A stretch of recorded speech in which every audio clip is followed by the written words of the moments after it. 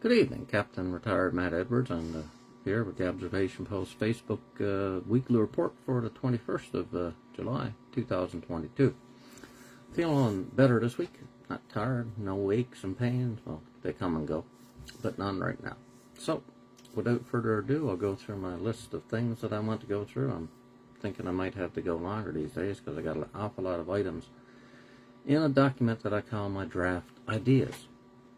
And I numbered them today just to see how many I had. So, the first one, it happens to be number 89. Sun Life Treasury Board Secretary clawback of Canada Pension Plan Disability was unlawful as per the 26 July 2013 letter is from the Government of Canada. So they ought to have known the Canada Pension Plan's legal position and not estimated my Canada Pension Plan disability. Now what I'm getting at is that one of my most common notions is that people seem to think that the Sun Life policy, 12,500G, which covers the Treasury Board Secretariat public servants, they seem to think that that's Sun Life, but it's really the Government of Canada. Now, technically, it's the National Joint Council that looks after it. Like instead of a board of directors like the Service Income Support Insurance Plan and the RCMP, their long-term disability, the board of directors for the Sun Life policy is 4 management and 4 union representatives and 1 chairperson from the government. So when they said to me that they were going to estimate my Canada Pension Plan in March of 2014, Sun Life did. They were doing it on behalf of the Government of Canada, my former employer. Now, former employers shouldn't profit at the expense of their former employees. But the thing is Canada Pension Plan sent me out a letter, and the government can't say it didn't know about the letter, so they ought to have known that I couldn't legally get it.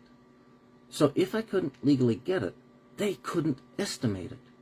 Now, estimation is a nefarious procedure, not protest. It's a nefarious procedure where, in order to punish the disabled person into applying for Canada Pension Plan Disability, which is not very likely to get, they estimate at the maximum amount of the Canada Pension Plan Disability, which you have to work 48 years to get. So it's impossible to get the maximum, but the insurance companies and the government use the maximum to use the maximum penalty against the disabled, and then they make them apply to get it. Now, if you go through the motions and apply, you have a 35 to 40% statistical chance of getting it. So it's not like a normal retirement pension where you have to get your pension when you meet the rules. They made the Canada Pension Plan Disability conditional. So because it's conditional, they ought not to be able to do things like estimation. Point number 90 in my list. Does Sun Life pay at the end of the month right now? Yes, they do. I looked at my last bank statement, and they pay at the end of the month. Now, before that, for years and years, I've been on Sun Life since 2009, they paid on the 25th of the month. Now, like the CFSA policy paying on the 21st, I suspect it's 25 days late. The payment of long-term disability insurance is in arrears. You don't get paid up front. So you have to have a month of unemployment before they make a payment. So it might be, people might say, what's the difference? Well, the difference is that they're getting a month's worth of interest on the money because they're really giving it a month late, if I'm right. Plus, they, in order to trust people, they should do it right. Now, point number 91. The Service Income Support Insurance Plan is NPP, non-public property. How does that affect the income replacement benefit clawback? Now, what I mean by that, and by the way, I've got a small fan over here, a USB fan, because I'm so warm. hopefully is not interfering with my voice, because I'm not using a microphone, I'm just using my phone. So let me know in the comments if it's impacting it. I mean, I can just go over and turn it off. Maybe I should. Anyway, so my point about that is, during the Manouche class action lawsuit, it was said that CFSA policy 901-102 was created in 1969 under Section 39(1) of the National Defense Act. It's a non-public property entity. Now, what that means, it's not the government's money. Okay? Public property is the government's money, and non-public property is not the government's money. So the thing is that the income replacement benefit, they claw back the value of not the government's money, non-public property, and they haven't even put it into law. They didn't put it into Veterans Wellbeing Act regulations as an appropriate clawback. So all they did, to the best of my knowledge, and I consider myself the foremost expert in this stuff, is they wrote a policy on the 18th of May, 2012, around the time of the Dennis Manouche class action lawsuit, and some Director General at Veterans Affairs Canada, they stated that the Service Income Support Insurance Plan will be prescribed as a reduction, a set-off, a clawback for the earnings loss benefit at the time. Now, I've talked about this before, but just in case someone's not watching or you didn't retain the information, a policy put out by the government is not legally binding. It is not a law which binds your hands, because the government wrote a law, and if in a democracy you put those assholes in power and they write a law and the law is reasonable, then that binds your hands. But the government had the chance to write a law about that and say that we're going to claw back or set off or reduce your income replacement benefit by the amount of money that you get paid in the Service Income Support Insurance Plan, Policy 901-102. They put that in the Veterans Wellbeing Act regulations in several other places, but not in Section 22, which is the income replacement benefit clawbacks. So if they named it by name in several other clawbacks or whatever, why didn't they name it in the income replacement benefit? It takes away from their legal authority to do what they're doing. Now, don't get me wrong, this was their intent the whole time. In the Canada Gazette in 2006, that's what they said they were going to do. But they never made a law to actually follow through with their plan. It's going to bite them on the ass one of these days when somebody other than me brings it up. Why are you deducting this unlawfully? Then, the final nail in that coffin is that the provinces across Canada have all prohibited any creditor from taking insurance. Now, the reason is public policy. If people owed money and all they had was insurance, and then the person they owed money to went to court, got a judgment debt, and then served the payer with the judgment debt, and then the insurance was diverted from the person who was injured or disabled or whatever, then the government would have to step in when they didn't have a pot to piss in. Then the government would have to pay welfare. So that's the reason that provincial governments put into place that you cannot touch insurance. It's in Newfoundland law, and it's in other provinces' law. So Veterans Affairs Canada is violating that provincial law every time they take a CFSA payment into account to reduce the payment that the income replacement benefit has to make. Okay, number 92 on my list. Create an observation post A to Z. I'm always making them work for myself. For example, A is absurd, because many of the things that the government does is a term that I see in some cases, case law, absurd. Like it's crazy. It's beyond reason. B, I'd use Bradburn. Okay, in 1875, there was a guy who was a policeman in England, and he got into an accident on a railway. And then he had he had insurance, 31 pounds worth of insurance, and then the railway tried to argue that he doesn't need damages because of his injury, because his insurance indemnified him for his injury. And the judge said that's being paid in contract, not tort law, and that would be allowing you to appropriate his long-term disability or his insurance premiums. Anybody who takes something like CFSA into account for the income replacement benefit, they're stealing your insurance, because you bought the insurance for you to get a benefit. You didn't buy it so somebody else could save against your best interest. Now, I don't know if I'm going to do that, but I'm trying to remember, there was a miners song or something. I remember my dad and other people, and they'd start singing the A to Z of working in the mine, and that's what gave me the idea. Number 93. Has the government's official rehabilitation policy changed since it started it was stated in the 2006 Canada Gazette? What I'm getting at there is, in the 2006 Canada Gazette, they said that you will be on rehabilitation under the Veterans Affairs new Veterans Charter for 2 years. After 2 years, in order to continue getting earnings loss benefit, you had to be totally and permanently incapacitated. That was TPI. Now, when you were declared TPI, you no longer had to do rehabilitation. Now you would get the earnings loss benefit, not because you're in rehabilitation, but because they were going to compensate you for your lost payments. Now, that also was supposed to trigger a thing called a permanent impairment allowance, and that was supposed to recognize lost seniority and promotions. So you were supposed to get 2 different payments that were triggered, although you were getting one anyway for the 2 years.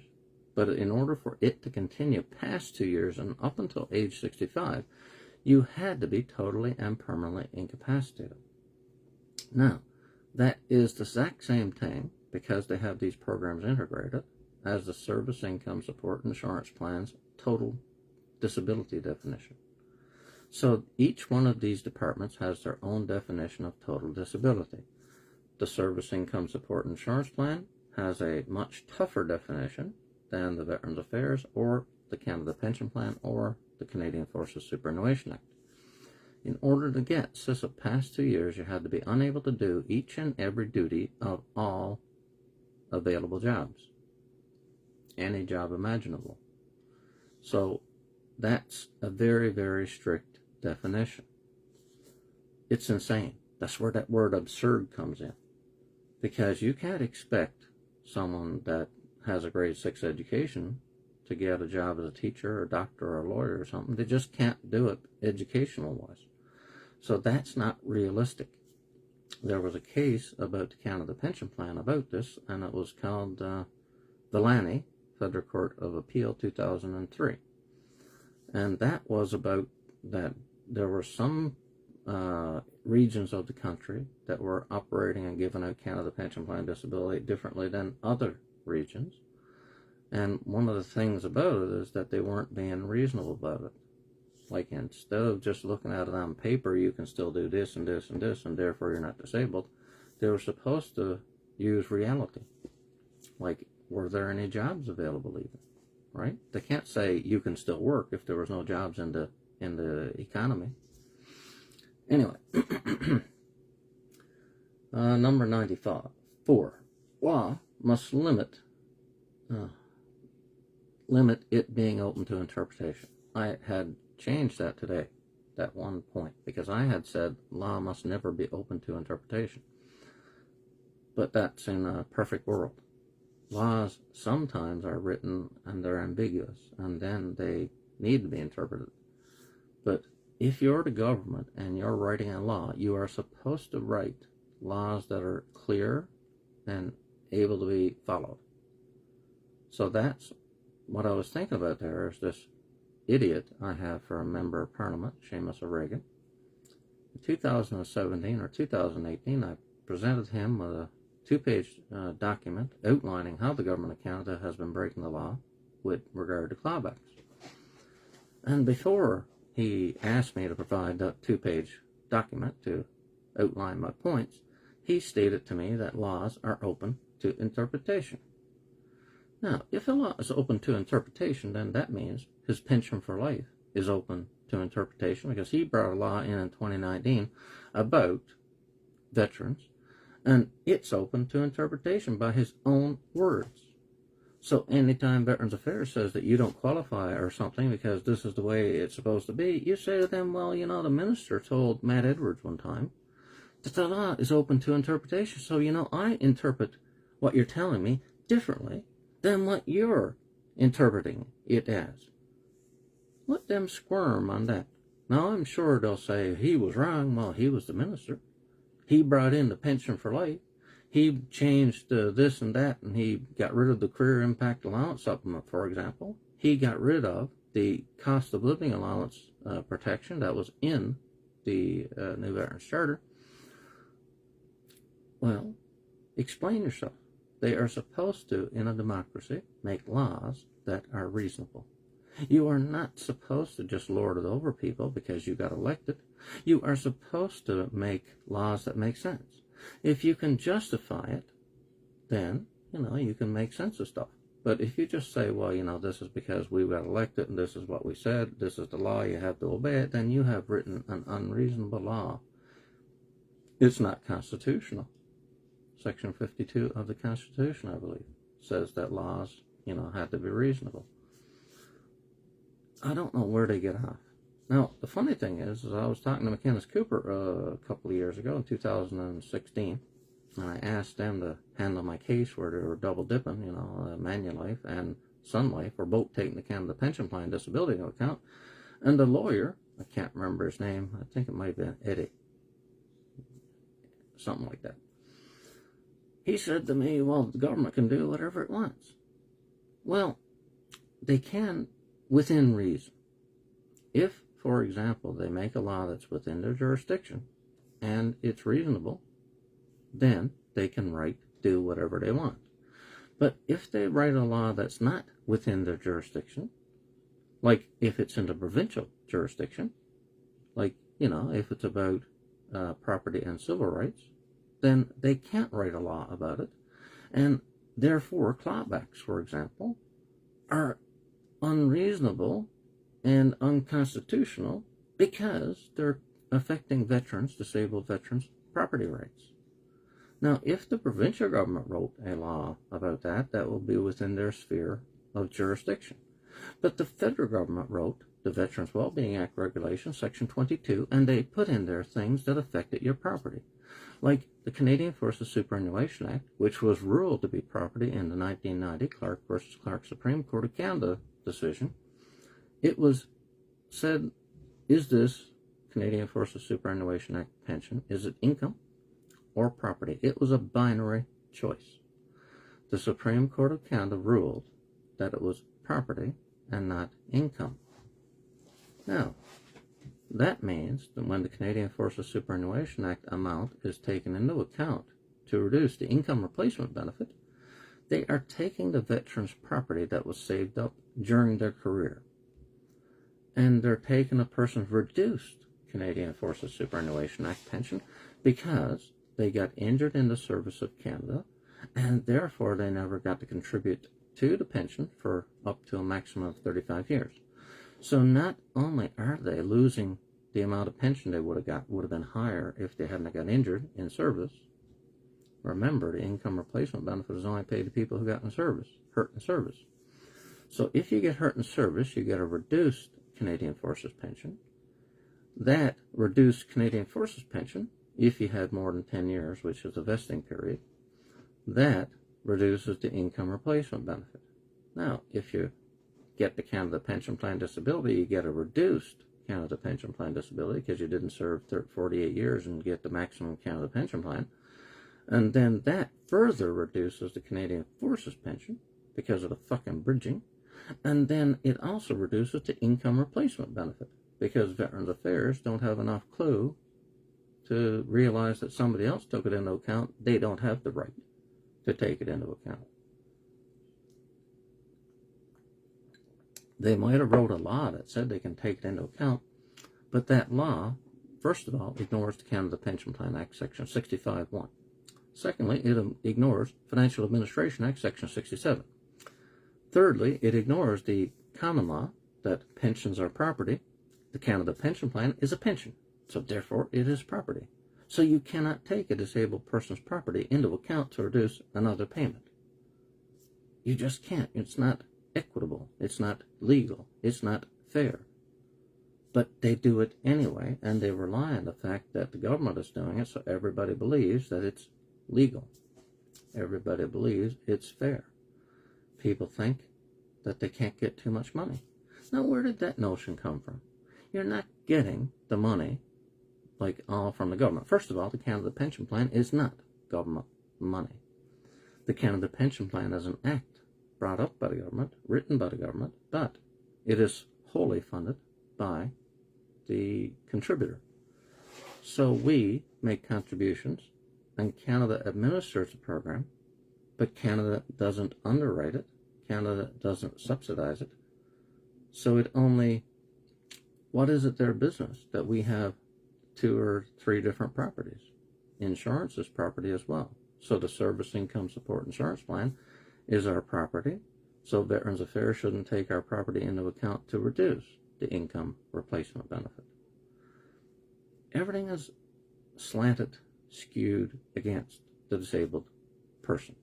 I was going to say veteran, but it's more than veterans. It's actually all the disabled people in Canada are subsidizing the healthy people. So that's not fair. You can't subsidize things on the backs of the disabled. That's putting a burden on them legally that they shouldn't have to bear. That's why the Pension Act pension is supposed to be tax-free. It isn't. It only appears to be tax-free because they base the basic pension on the after-tax income of a public servant. If you're going to make the Pension Act pension truly tax-free, you have to base it on the before-tax income of the public servant. You had to base it on something. You could make something up out of thin air, but that would be irrational. So if you use the income of the average public servant, well and good. But you can't base it on the after-tax income and then call it tax-free because they taxed it beforehand. Now, the workers' compensation systems in the provinces, they use the same trick. And that's probably where the federal government got the idea. By the way, just as a bit of trivia, from 1933 to 1942, the government taxed the Pension Act. So in the Depression, when they didn't have much money, they decided to tax the Pension Act. I suspect that that 42 thing is when they decided to make it tax-free, but really have it taxed under the table. They would please people by making it tax-free, but they'd be saving money by taxing it ahead of time instead of after the fact. Now, my eyes are getting blurry. I was going to go longer today, but I might have to call her quits. I think I might have done 6 issues, which is what I usually try to do.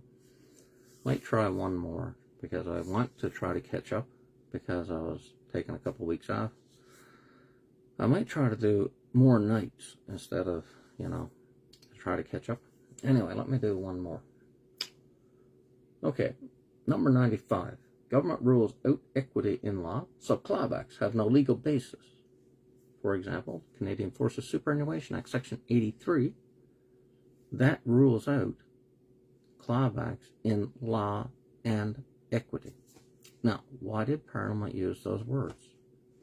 It's obvious to me. I've read a lot of law. I'm not a lawyer, but I've read a lot of cases. Law would be if the government wrote a law to claw back, or contract law, because somebody put it into a contract. That's what they mean. Now, equity is about relationships. It's not about contracts. It's not about statutes. It's about what's right and wrong, what's fair and unfair. So if you were going to the bank machine, you took out, why don't take out $100, and it gave you $1 million. You can't say, look at how lucky I was. It's not your money. So you have an equitable duty to repay the bank for the money that you got that you shouldn't have got.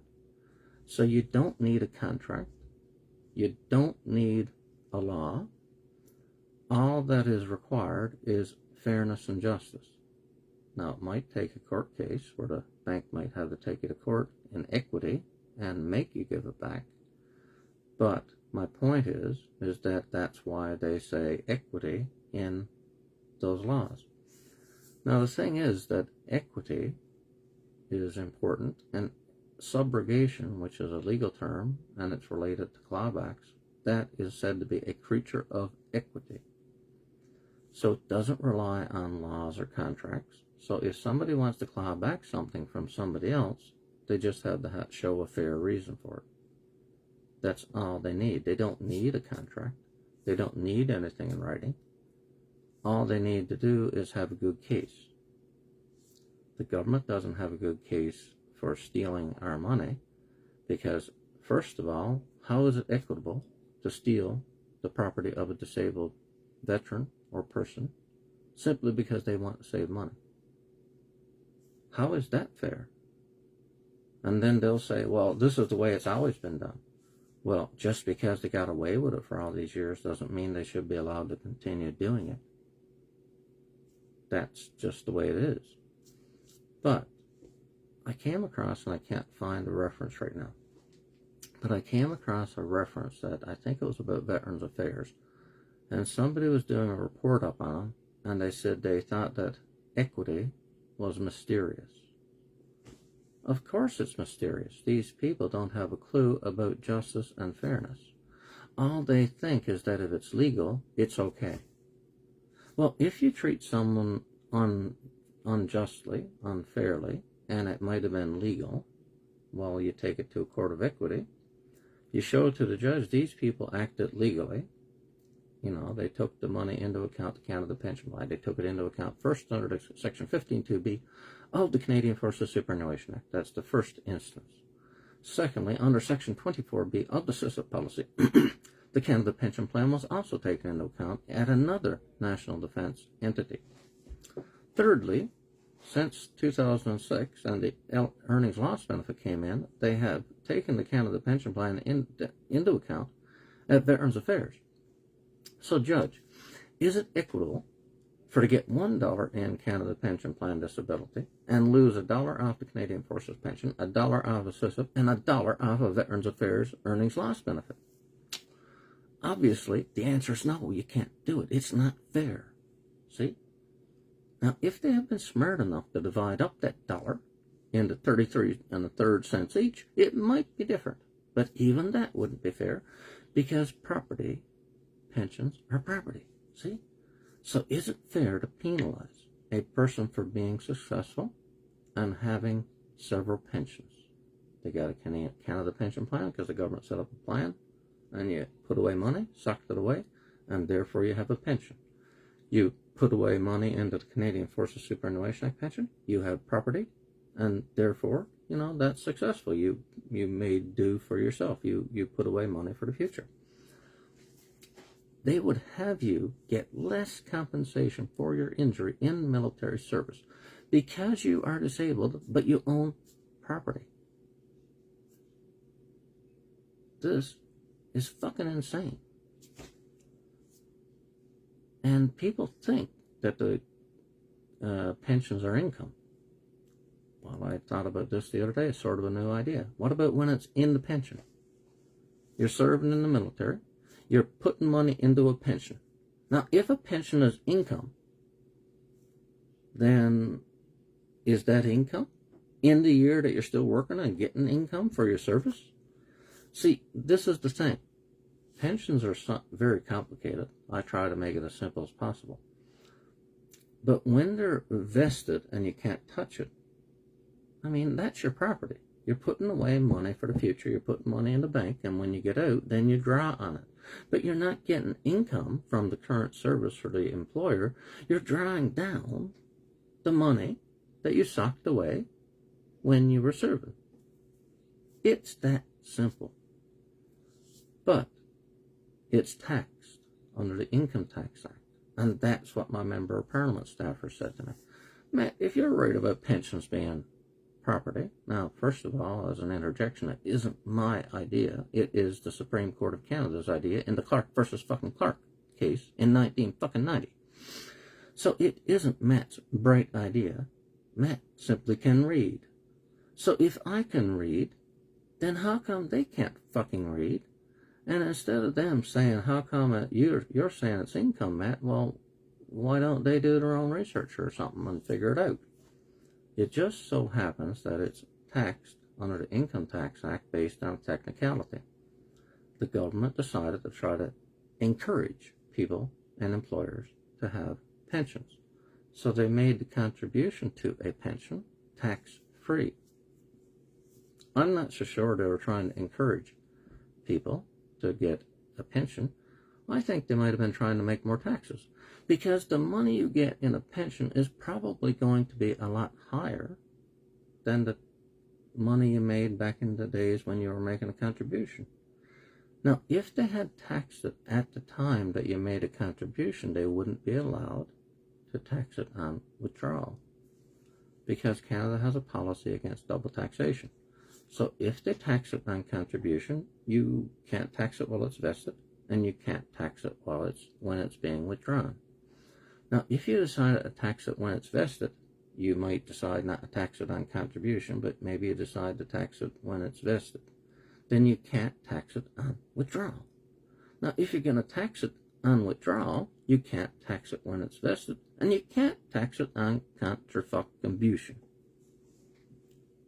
Now, I used to work for CRA from 1996 to 2012, although really I was off and leave without pay from 2009 to 2012, so 3 years of that on paper. They should know about the reason pensions are taxed. I shouldn't have to tell them. But it's going to hurt them in the long term, because hopefully we'll be able to get punitive damages, right? Or aggravated damages, maybe. But they seem to think that the government can't get dinged with punitive damages. Well, in the Bryan versus Bryan, Nova Scotia Court of Appeal 2012 case, they got dinged with $500,000 in punitive damages on $8,000 in taxes. It got overturned on appeal, but got knocked down to $60,000. But $60,000 is still 7.5 times the amount of taxes that was owed. Now, I had an idea the other day, and I might be getting ahead of myself if it's listed down in my ideas here. But punitive damages are supposed to punish the person who did it so they won't do it again. Now, the government of Canada was the one who did that to Bruce Bryan in that case. $500,000 might have been a deterrent against them doing it again, but knocking it down to $60,000, well, fuck. They got lots of money. They're not too worried about having to pay $60,000 in punitive damages to one person. So I'm wondering if that judge that overturned it, if they were acting in the public interest, right? Because if it had been the government that was on trial, which it should have been, instead of national insurance being on trial, it should have been the government of Canada. Because just like the Dennis Manouche case, if they had handled the Dennis Manouche case like they did the Bruce Bryan case, then it would have been Manouche versus Manulife. But it was Manouche versus Her Majesty the Queen. So you can't have cases that are awfully familiar. They're both about long-term disability plans. One was for the Service Income Support Insurance Plan for Dennis Manouche, and Bruce Bryan had the Public Service Management Insurance Plan. They're not that different. There are 4 federal government plans. I get 2 of them. Well, I used to get 2 of them. SISUP cut me out. But the government of Canada is the underwriter for all 4 federal plans. Now, if they're the underwriter for all 4 federal plans, then it's an interesting theory. It could be proven in court, but Manulife, Sun Life, Great West Life, and now it's Industrial Alliance for the PSMIP. They are not separate companies. They are 4 agents for the same principle. So, my computer, my TV I use, the monitor went off, and that affected my lighting. I don't have a very professional studio here. But do you see what I'm saying? They all serve the government of Canada.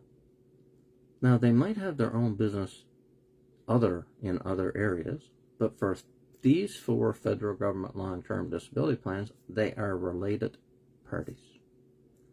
Now, that's important because I got into a fuss with Manulife because they wanted to talk to Sun Life, and they were saying, give us consent to talk to Sun Life, and I told them to go fuck themselves. I said, I will fucking die before I give you permission to talk to Sun Life. But I said, you know what? Out of this blathering I've been doing on Twitter and Facebook and everything, accusing you of crimes and theft and forgery and fraud, you can take that as implied consent, and you give them a fucking call if you want to, but you're not getting express written consent from me, you son of a bitches. Of course they didn't do it, but really they don't need to. What I've been saying is that if you have one principal and 4 agents to the same principal, they're related parties, they don't need consent. That's what I think anyway.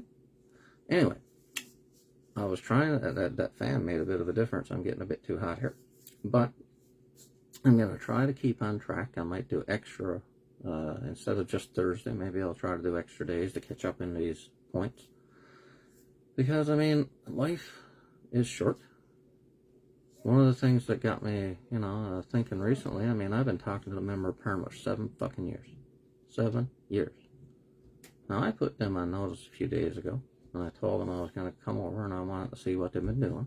Because I've been giving them all this information trying to help out the government. So I want to see what they have done. Like, has everything stopped at that office? I gave them information and it never got passed to any other party. If that turns out to be the case, I might have to visit the police and go after them for obstruction of justice. I've been trying to get them to fix things. And I've been giving them all kinds of information. If they tried to fix it and somebody else didn't do it, that's a totally different situation. And if I find out that they were trying to protect the Liberal Party and they never passed anything on even to their own member of Parliament, because I usually talk, almost every time, to the staffers. Now, they might be misguided enough to think that they're helping the member of Parliament by not giving them the things that I talked to them about. One particular issue I might bring up is the fact that in 2018, in August of 2018, myself and Sean Kareem went over there and explained to the staffers about the double dip clawback where the Canada pension plan was being deducted at both CISIP and Veterans Affairs for leading seaman retired Sean Kareem. It wasn't about me. I was trying to help Sean. I was thinking about doing a joint Privacy Act request to see where did that information go. Did it stop right there in their office? Or did they write up something or phone someone or email someone or whatever? Because if they tried, that's different than if they try to cover it up. See? Don't know the answer. That's one of the things I'm going to demand from them. I want to find out. And I'm half afraid they're going to say, well, that's not about you. That's about Sean Kareem. And, you don't have consent. And if they do that, they're going to get a fucking talking to. I'll tell them I was in the office with Sean. It was my ideas, not Sean's. I was trying to help him out. So therefore, to try to say that I didn't have the consent to talk about things that I had dreamed up, that I had discovered, you can go fuck yourself. Tell us what you did.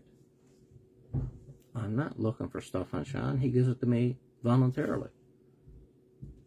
I'm looking for things to catch the government with. They should have known that they can't take the same thing into account more than once. And when we went to talk to them, it wasn't about what I discovered later, the triple dip clawback, the Canada pension plan being taken off at 3 different places. At the time, it was only 2 places. So I had yet to think about the other one. So the double and triple dip clawbacks, that comes from my interaction with leading seaman retired Sean Kareem. And unfortunately, people think that if you get a lot of money because of your insurances, pensions, and compensation for this and that you shouldn't get any more. You got enough. You shouldn't complain. The staffer, Ruth, she said to me at one point, years ago, Matt, did you know he gets over $10,000 a month? I told her I don't give a fuck if he gets $1 million a month. He has to get what he's owed. He gets CFSA, that's 75% of his salary. He gets the Canada pension, that's whatever the formula is in the Act. He gets the Canadian Forces pension, that is what it is. It's in the Act. He gets income replacement benefit, that is what it is. And they're taking into account the Canada pension plan at both CFSA, the Canadian Forces pension, and income replacement benefit. So if he's getting $10,000 a month now, he's going to probably get $12,000 a month, because they're going to have to fix that problem where they're taking something into account more than fucking once. And you can't bring up the fact that he's getting too much money, because who are you to judge? Okay? He's getting all this money. Even I think it's a fair dollar, but instead of saying, oh my God, you shouldn't get it, I'm saying, well and good, he's owed it. He paid into the Canada pension plan, so he gets it because he contributed. He paid into CFSA, he paid premiums, so he gets CFSA because of it. He bought it. He gets the Canadian Forces pension because he put money away between 1991 and 2001 for 10 or 11 years. He put money into that pension. He gets the income replacement benefit because the government got rid of the Pension Act and brought in the earnings loss benefit. That wasn't his fault. The fact that they're not using it right, that is their fault. They're not administering it right. He gave me a document that showed in October 2006, they were taking the Pension Act pension into account to reduce his earnings loss benefit. At the same time, CFSA was taking the Pension Act into account to reduce the CFSA payment. So that's another double dip clawback. Has anybody ever brought that up? If they're taking it into account at VAC, they didn't have the right to take it into account at CFSA. If they're taking it into account at CFSA, they don't have the right to take it into account at VAC. See? And that was before Manuz won his case. Anyway, I think that's enough. I'll talk to you guys next week, or earlier if I do do another one to try to catch up. But I'll try to stick to at least once a week. You know, health burn. I mean, sometimes I'm all achy. I had aches in the shoulder and aches in the back and the hips, and I think it might be sciatic arthritis. So don't know if that's what it is. I got to get some blood work done one of these days. Anyway, thanks for watching, and have a good weekend.